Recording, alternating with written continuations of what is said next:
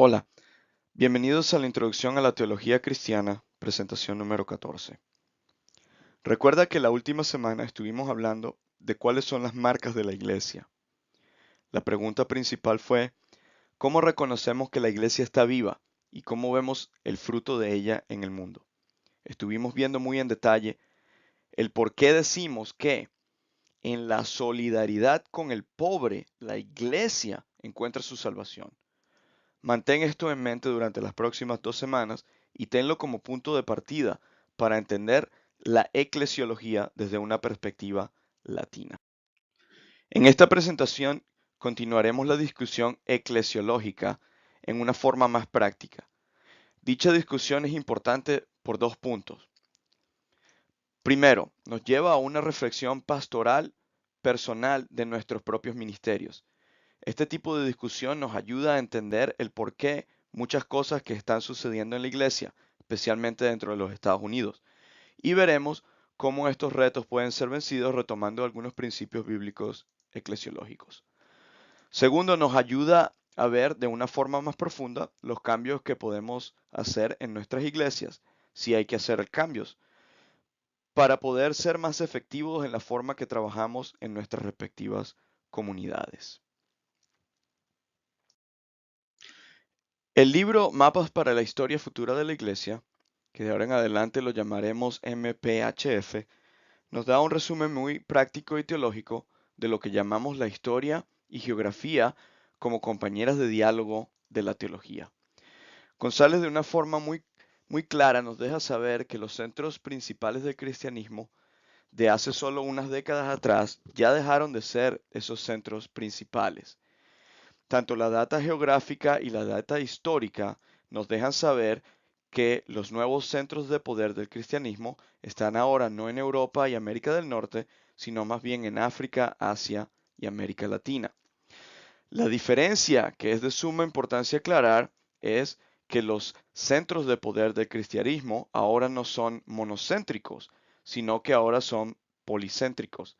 Es aquí la razón por la cual hoy día existen diferentes iglesias en el mundo, de diferentes denominaciones, que dominan sus zonas geográficas y que buscan en diálogo entre sí, entre ellas. Esto es lo que en la teología llamamos el diálogo ecuménico y que veremos más en detalle las próximas semanas. Vamos a analizar la data de una forma más detallada. Primero, quiero que veas en este mapa, ¿verdad? Este es el mapa que González delinea en la lectura como el viejo mapa. Aquí donde vemos el cristianismo está distribuido al principio de los años 1900, que está representado en rojo, en donde el cristianismo era el 60% o más de la población religiosa. Vemos algunos países en amarillo que representan entre el 50 y el 60% de la población. Esto es data completamente científica y geográfica.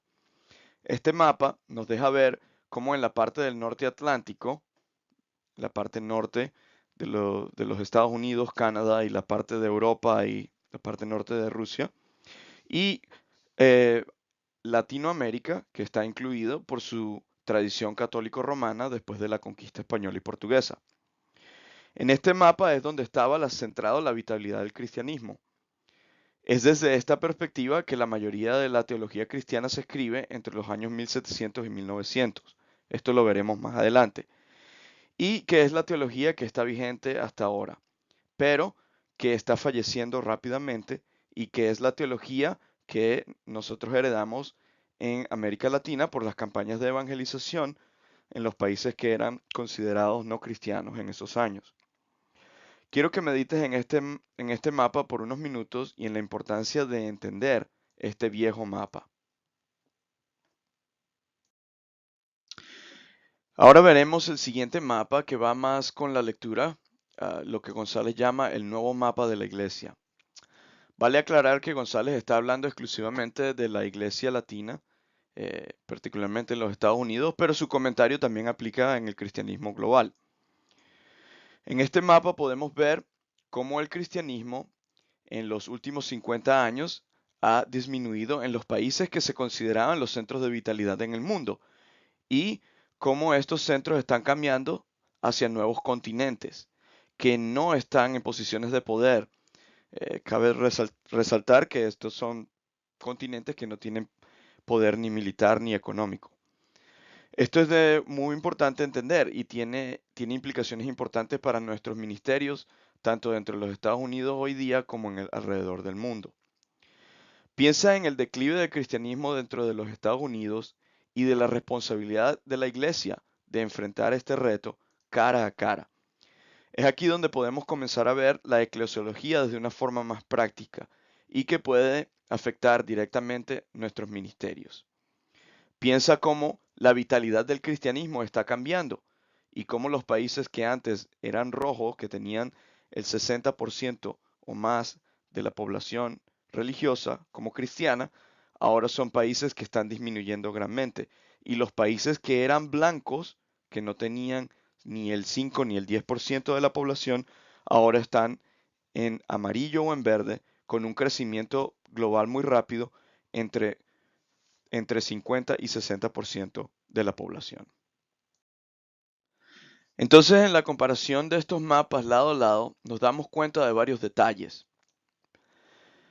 Primero, nos damos cuenta que la falacia del crecimiento exponencial del cristianismo que se nos dio hace unas décadas ha sido expuesta a la luz. Sabemos ahora que la data geográfica e histórica nos dice que el cristianismo no tiene crecimiento exponencial. Por el contrario, el cristianismo crece o disminuye dependiendo de la vitalidad en la zona en la cual está. Esto es lo que en la teología llamamos la diferencia entre cristiandad y cristianismo. Esto lo veremos más en detalle en la próxima presentación.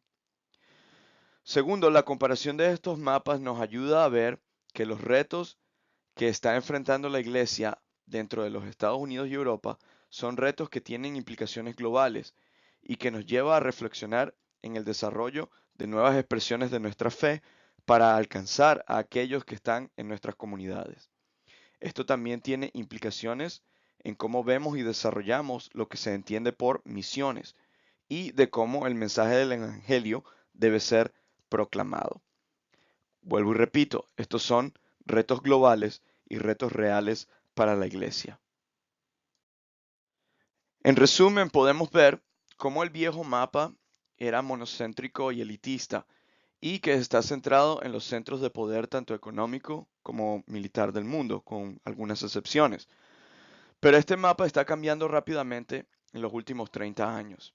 El nuevo mapa pone en prominencia los centros de vitalidad del cristianismo en lugares donde nuevas expresiones de la fe están surgiendo y en donde nuevas teologías están siendo reinterpretadas para traer nuevas críticas a la vida y misión de la iglesia global. Ten esto en mente, no solo cuando hablamos de teología, sino que tenlo en mente cuando hablamos del desarrollo de nuevas teologías, particularmente la teología latina, y de la vitalidad que tiene esta teología en el mundo. A manera de conclusión, toma un tiempo de ver cómo estos mapas afectan tu vida y ministerio. En particular, préstale atención a la vida y misión de tu iglesia.